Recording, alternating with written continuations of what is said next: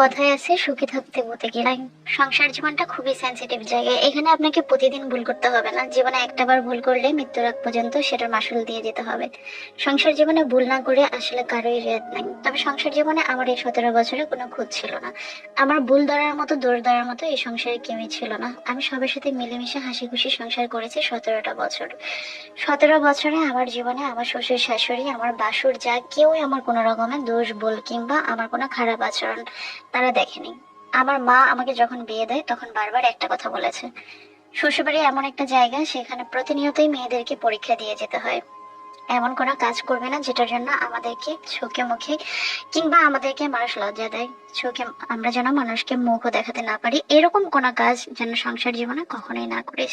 কারণ মেয়েরা ভুল করলে মায়ের উপরে এসে পড়ে, মেয়েরা ভুল করলে বাবার উপরে এসে পড়ে, মেয়েরা ভুল করলে বড় ভাইয়ের উপরে এসে পড়ে, যে তার পরিবার নিশ্চয়ই তাকে ভালো শিক্ষা দেয়নি। মা বারবার একটা কথা বলেই আমাদেরকে বিয়ে দিয়েছেন। 3 ভাইয়ের 2 বোন আমরা, সুখে শান্তিতে আমরা সবাই সবার মতো করে সংসার করে যাচ্ছি। ভাইয়েরও দিব্যি সংসার করে যাচ্ছে, আমরাও সংসার করে যাচ্ছি। আমার কথাটা প্রতিনিয়তই এই 17 বছর মনে রেখেছি যে শ্বশুর বাড়ি এমন একটা জায়গা যেখানে প্রত্যেকটা কাইকে কাইকে মানুষ দোষ ধরার জন্য রেডি হয়ে থাকে।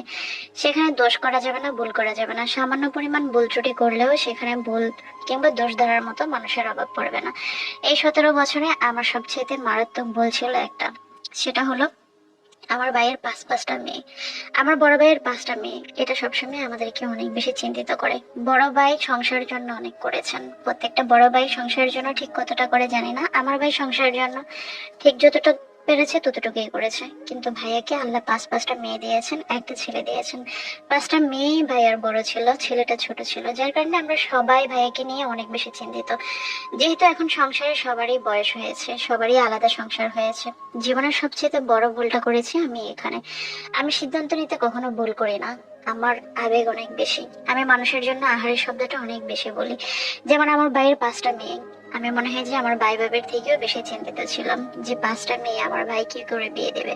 কারণ ভাই বড় সন্তান হওয়াতে খুব বেশি পড়াশোনা করতে পারেনি, আব্বার সাথে জমে জমার কাজ করতেন, একটা সময় বিদেশ গিয়েছেন কিন্তু খুব বেশি কিছু করতে পারেননি। কারণ প্রত্যেকটা বিদেশেই কিন্তু ভালো কিছু করতে পারে, বিষয়টা এরকম না। ভাইয়ের 5টা মেয়ে এই কথাটা চিন্তা করেই কিন্তু আমরা 2 বোন সবসময় চিন্তিত থাকতাম। আমরা আমাদের সাধ্য মতো যতটুকু পারতাম ততটুকু ভাইকে হেল্প করতাম। বাকি ভাইগুলো মোটামুটি ভালোই চলতো, তাদেরকে খুব একটা হেল্প করতে হতো না। ভাবিও আমাদেরকে কখনো অসম্মান করেনি, ননদ হিসেবে সবসময় যতটুকু পেরেছে তার চেয়ে কম হলেও করেছে। কারণ এখনকার যুগের ভাবিদের কাছ থেকে 100-তে 100 পাওয়াটা হয়তো বা আশা করাটাও নিতান্ত ভুল। কারণ আমিও কারো না কারো ভাবি, হয়তো বা ননদ ননসের রিকোয়ারমেন্টটা খুব বেশি থাকে না, তবে মিলেমিশে চলাটাই প্রত্যেকটা ননদ ননস চায়। আমরাও সেটাই চেয়েছি যে আমরা মিলেমিশে থাকবো। ভাবি আমাদের সাথে কখনোই খারাপ করার সাহস পায়নি। কারণ ভাই সবসময় আমাদের প্রতি অন্যরকম আচরণ করেছেন, সবসময় উনি ওনার জায়গায় খুব শক্ত ছিলেন, যার কারণে আমাদের সাথে কখনোই মনোমালিন্য কিংবা অশান্তি হয়নি। ভাইয়ের 5টা মেয়েই একসাথে বড় হয়েছেন, বিয়ের উপযুক্ত হয়েছেন, তখন সবসময় ভাইয়ের মেয়েদেরকে নিয়ে আমরা চিন্তিত থাকতাম। ভাইয়ের বড় মেয়েটাকে আমার পরিবার দেখে শুনে বিয়ে দিয়েছেন, আমরা যতটুকু পেরেছি সাহায্য করেছি। ভাইয়ের মেজো মেয়েটার জন্য সবসময় চিন্তা করতাম। হঠাৎই সিদ্ধান্ত নিয়েছিলাম যে আমার বাসুরের ছেলের জন্য ভাইয়ের বড় মেজো মেয়েটাকে নিয়ে আসবো। এই সিদ্ধান্ত যখন আমি আমার পরিবারকে জানিয়েছিলাম, কেউ খুব একটা অরাজি হননি। কারণ সবাই জানে আমার শ্বশুরবাড়িতে আসলে অন্তত পক্ষে খেয়ে বাঁচতে পারবেন, অন্তত পক্ষে এতটুকু চিন্তা করতে হবে না যে সে অসুখী আছে, খারাপ আছে। যার কারণে শ্বশুর বাড়িতেও সবাইকে রিকোয়েস্ট করলাম, আমার যা আমার বাসুর সবাইকে বললাম যে আমার ভাইয়ের মেয়েটাকে আনলে হয়তো বা ভালো হবে। কেন জানি এরকম ডিসিশন আমার মাথায় কাজ করলো। আমার বাসুর আমার যাও আমার কথা ফেলতে পারেনি। তবে আমার বাসুর আমাকে বারবার একটা কথা বলেছিল যে ফাতেমা, তোমার মতো যেন তোমার ভাইয়ের মেয়ে হয়। তোমার ভাইয়ের মেয়ে যদি তোমার মতো আচরণ হয়, তোমার মতো হয়, তাহলে আমাদের কোনো সমস্যা নেই। আমাদের ছেলের বউরা আমাদের মতোই যেন হয়, অন্তত পক্ষে আমাদেরকে যেন মান সম্মান ইজ্জত দিয়ে চলে, এতটুকুই তো আমাদের চাওয়া। ঠিক তুমি যেমন সংসার জীবনে এতগুলা বছর পার করেছো, কোনো একটা টু শব্দ আমাদের সংসারে হয়নি, সবার সাথে মিলেমিশে ছিল। তোমার ভাইয়ের মেয়েটাও যেন সবার সাথে মিলেমিশে থাকে, আমাদের এতটুকুই আবদার এই জীবনে। আমিও হাসতে হাসতে বলেছিলাম, ভাই চিন্তা করবেন না, আমার ভাইয়ের মেয়ে নিশ্চয়ই খারাপ হবে না, আমার ভাইয়ের মেয়ে আমার মতোই হবে। বড় গলায় বলেছিলাম। আমার নিজের ভাইকে যখন জানিয়েছিলাম যে ভাই, আপনার মেয়েকে আমি আমার বাসুরের ছেলের জন্য আনতে চাই, আমার ভাই ভাবি এমনকি আমার মা বাবাও খুব খুশি, কারণ প্রত্যেকেরই একটা বিশ্বাস ছিল আমার শ্বশুর বাড়ির মানুষের কাছে অযত্ন পাবে না। বড় গলায় আমি আমার ভাইয়ের মেয়েকে আমার সংসারে নিয়ে এসেছি। যত দিন যাচ্ছে ততই মনে হয় যে অভিযোগের মাত্রাটা আমার উপরে এসে পড়তেছে। সবসময় আমার যার অসন্তুষ্টের একটা শব্দ প্রকাশ করে, সবসময় বলে যে তোমার ভাইয়ের মেয়ে তো তোমাদের মতো না, কোনো কাজেই জানে না। এমনকি আমাকে মাও ডাকে না। এই জিনিসটা আমাকে আস্তে আস্তে কষ্ট দেওয়া শুরু করেছে।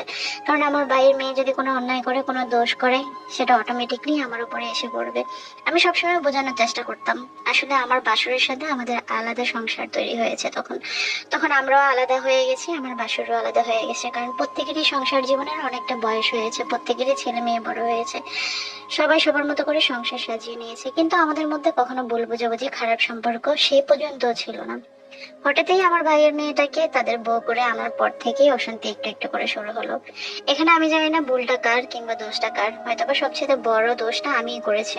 কারণ সম্পর্কের মধ্যে সম্পর্ক তৈরি করার মতো মন মানসিকতা এখনকার যুগে না থাকাই উত্তম। কারণ ভাইয়ের মেয়ের সাথে যদি আপনার আত্মীয়তা হয় কিংবা ভাইয়ের সাথে যদি নতুন করে আত্মীয়তা হয়, যে কোনো কাছের আত্মীয়র সাথে নতুন করে আত্মীয়তা হলে পুরান আত্মীয়তা আস্তে আস্তে নষ্ট হতে থাকে। আমার ভাইয়ের মেয়ে একের পর এক অন্যায় করা শুরু করেছে। ঠিক মতো পয় পরিষ্কার করে না, রান্না বান্নায় হেল্প করে না, সারাক্ষণ শুয়ে বসে থাকে, টিভি দেখে, মোবাইল টিপে। একের পর এক অভিযোগ যখন আমার উপরে আঙ্গুল তোলা হচ্ছিল, তখন আমি অসহায়ের মতো শুধু আমার ভাইয়ের মেয়েকে বলতাম যে তুই কি কথা শুনবি না, তুই কি ফুফুর মান সম্মান নিয়ে টানাটানি করবি? দেখ সবাই তোকে খারাপ বলে, সেটা আমার কষ্ট লাগে। আমার এত দিনের সংসার, আমার এত দিনের পরিশ্রম সবকিছু তুই নষ্ট করে দিচ্ছিস। আমার ভাই ভাবিকে যখন বললাম যে আপনার মেয়ে তো আমার জায়ের কথাই শোনে না, কিংবা আমার যাকে মাও ডাকে না, ঠিক মতো তাদেরকে একটু আদর আপ্যায়ন করে খাবারও খাওয়াচ্ছে না, তখন দেখলাম যে আমার ভাইয়ের বউ আমার উপরে অসন্তুষ্ট প্রকাশ করলো, যে তার মেয়েকে নাকি আমার যা অশান্তি করে, কষ্ট দেয়, কিংবা হয়তো বা ঠিক মতো ভালো আচরণ করে না। আমি এই জিনিসগুলো মানতে পারলাম না। কারণ আমার বড় যা কখনোই আমার সাথে খারাপ আচরণ করেনি, আমি তার যা হিসেবে নিশ্চয়ই ছেলের বউর সাথেও সে খারাপ আচরণ করে না। আমি জানি আমার ভাইয়ের মেয়ে আমার ভাইয়ের বউর কথা মতোই অনেক কিছু করে। চাইলে আমার ভাইয়ের বউ যদি একটু শাসন করতো, তাহলে মেয়েটা হয়তো সংসার সংসার করতে পারতো। আমার বাসুরের ছেলে সবসময় একটা কথা বলতো যে কাকি, আপনাকে বিশ্বাস করেই তো আপনার মায়ের মেয়ে বিয়ে করেছি। ও তো আমার সাথে অনেক ঝামেলা করে, উঠতে বসতেই শুধু আমার মা বাবাকে নিয়ে আমার কাছে অনেক দোষ বলে, অনেক কথা বলে, যেগুলো শুনতে আমার ভালো লাগে না। কারণ আমাদের সংসারে কখনো অশান্তি দেখিনি, আম্মার সাথে কখনো আমার কাকির কোনো ঝগড়াঝাটি এরকম কোনো কিছু আমি দেখিনি। কিন্তু আপনার ভাইয়ের মেয়ে প্রতিনিয়তই আমাকে উস্কানি দিচ্ছেন, আমি যেন আমার মা বাবার সাথে ঝগড়া করি, আমি যেন আলাদা হয়ে যাই। আপনারা 14 বছর একসাথে সংসার করেছেন, আজকে 2 বছর 3 বছর আলাদা হয়েছেন, আর আমি কি 14 মাসও আলাদা একসাথে থাকতে পারবো না? আমার 14 মাসের মধ্যে আলাদা হতে হবে? আমি আমার মা বাবার সাথে কিভাবে আলাদা হই? যখন এই কথাগুলো আমার বাসরের ছেলে আমাকে বলে, তখন আমি লজ্জায় শেষ হয়ে যাই। কি জবাব দেব, কি বলবো? একটা সময় আমার ভাই আমার উপরে অভিযোগ তুলতে শুরু করলো, কেন আমি তার মেয়েকে আমার বাসরের ছেলের বউ করে এনেছি। আমার ভাইয়ের বউ প্রতিনিয়তই আমার মার সাথে রাগারাগি করে, কেন এখানে এনেছি, তাদের মেয়ে এখানে ভালো নেই, তাদের মেয়েকে তারা কষ্ট দেয়। কিন্তু আমি তো জানি আমার বাসর কিংবা আমার যা সত্যিই কষ্ট দিচ্ছে না। হয়তোবা তার ভালোর জন্য তাকে কাজ শেখানোর চেষ্টা করছে, হয়তোবা বলছে অপরিষ্কার থেকে পরিষ্কার করার জন্য, একটু রান্নায় হেল্প করার জন্য ঘরের বউরা ঠিক যা যা করে। কিন্তু সেইগুলো কোনোভাবেই মানতে চায় না। আমি আমার ভাইয়ের অভাব দূর করতে চেয়েছিলাম, আমি আমার ভাইয়ের মেয়ের অভাব দূর করতে চেয়েছিলাম। সবসময় ভেবেছি আমার চোখের সামনে থাকলে হয়তোবা ভালো থাকবেন, আমার চোখের সামনে থাকলে হয়তোবা আমিও একটু সহযোগিতা করতে পারবো। আমি কত তাকে বুঝাই, কিন্তু সে উল্টা বোঝে, সে উল্টা আমার নামে তার মা বাবার কাছে কমপ্লেন করে। তখন আমার মার সাথে আমার ভাই কিংবা ভাইয়ের বউ রাগারাগি করে। এই জিনিসগুলো আমার অনেক বেশি খারাপ লেগেছিল। ভেবেছিলাম ভাইয়ের একে একে মেয়েগুলাকে আমরা আত্মীয়তার মধ্যে কিংবা আমরা দেখে শুনেই বিয়ে দেব, কিন্তু ভাই ভাবির এমন আচরণ, ভাইয়ের মেয়ের এমন আচরণ, আমার সংসার করাটাই কঠিন হয়ে দাঁড়িয়েছে। আমার হাজবেন্ডও আমার উপরে অভিযোগ তোলে আজকাল, যে তুমি কেন চালাকি করতে গেলা, কেন তুমি তোমার ভাইয়ের মেয়েকে আমার ভাইয়ের ছেলের জন্য আনতে গেলা, কেন তুমি পুরান সম্পর্কটাকে নতুন করে নষ্ট করতে বসলা। তখন আমার কাছে সত্যি আফসোস লাগে, সত্যি আমার বিবেকের কাছে আমি তখন স্তব্ধ হয়ে যাই, যে সত্যি তো আমি ভুলটা করেছি, কেন এমনটা করেছি, কেন আমার ভাইয়ের মেয়েকে আমি এখানে এনে দিতে চাইলাম। তারা খেয়ে থাকুক না খেয়ে থাকুক, তারা তাদের মতো ভালো থাকতো। আমি কেন এত বড় অন্যায়টা করতে গেলাম, কেন এত বড় ভুলটা করলাম? আজকে আমার 17 বছরের জার্নি, 17 বছরের সংসারে আস্তে আস্তে করে কলঙ্কের দাগ পড়তেছে, যেটা আমার কারণে না, আমার ভাইয়ের মেয়ের কারণে। কারণ আমি এতটুকু বলবো যে প্রত্যেকটা মেয়ে তার মায়ের পড়াশোনায় নষ্ট হয়, প্রত্যেকটা মেয়ে তার মায়ের কারণে নষ্ট হয়। কই আমাদেরকে তো আমার মা বাবারা কখনো পড়াশোনা দেয়নি। গল্পটা শেরপুর থেকে এক আপু পাঠিয়েছিলেন, তার পরিবারের ছোটখাটো যে সমস্যাগুলো তৈরি হয়েছে। আসলে জীবনে একটা জিনিস সবসময় মানুষের মনে রাখা উচিত, যে কারো গায়ে পড়ে উপকার করতে নেই। আর আমি বলবো যে ভাইয়ের মেয়েকে নিজের বাসুরের ছেলের বউ করা, এটা মতো মারাত্মক ভুলের কোনো কিছুই হতে পারে না। কারণ ফুফু ভাইজির সম্পর্কটাও নষ্ট হয়ে যায় জায়ের সাথে, কিংবা বাসুরের সাথে, কিংবা যায় সম্পর্ক নষ্ট হয়ে যায়, এটার কোনো মানে হয় না। কারো প্রতি এতটা দুর্বল হওয়ার কোনো কিছু নেই। প্রয়োজনে টাকা পয়সা দিয়ে হেল্প করা যায়, সর্বোচ্চ হয়তো বা বিয়ে শাদীতে মোটা অঙ্কের উপহার দেওয়া যায়, কিংবা সহযোগিতা করা যায়। কিন্তু তিন বেলা কেউ খেয়ে বাঁচবে, এটার প্রতি আবেগী হয়ে এত বড় ভুল ডিসিশন নেওয়াটা আমার মনে হয় যে আপু আপনার পক্ষে ঠিক হয়নি, বা এটা ঠিক কাজ হয়নি। কারণ আপনার 17 বছরের যে একটা জার্নি, আপনি গুছিয়ে উঠেছেন সংসার জীবনে, প্রত্যেকটা মানুষ আপনাকে কখনো আঙ্গুল দেখিয়ে কথা বলতে পারেনি, এতটা মিলেমিশে সবার সাথে ছিলেন। কিন্তু এই যে দেখেন, আপনার সামান্য বলে সবকিছু তছনছ হয়ে গেছে। তবে হ্যাঁ, যে কথাটা বলেছিলেন যে মায়ের পড়াশোনায় মেয়েরা নষ্ট হয়, এটা আমি 100-তে 100 বলবো।